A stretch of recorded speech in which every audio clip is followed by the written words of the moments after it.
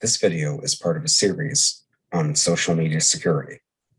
In it, we will be covering best practices.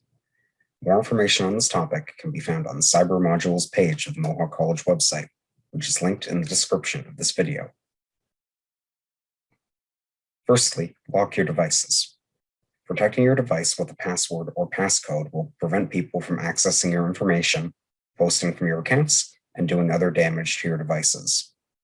Always lock your devices when you're not using them, especially if you will be leaving them unattended. Next, think before you post. Don't post personal information online.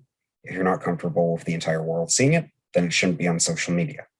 Avoid posting any potential security questions and answers, your location, contact information, and financial information. Moving on to pictures, only share pictures you are comfortable with anyone in the world seeing.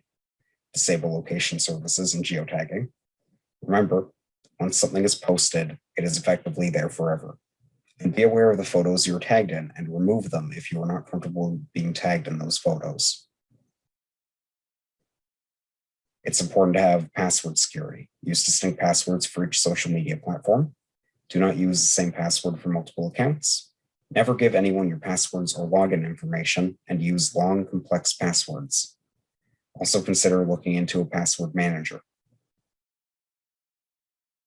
Think before you click. Do not click attachments or links in social media posts. Don't click on attachments or links in emails saying they are from a social media platform. And carefully consider which applications you add to social media accounts. Who can see what you post?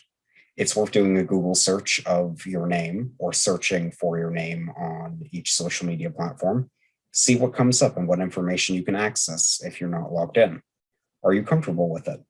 If not, edit your settings to lock down who can find you. And what can people in your network see? Manage your network. Only add people you actually know on social media. Be aware of fake users.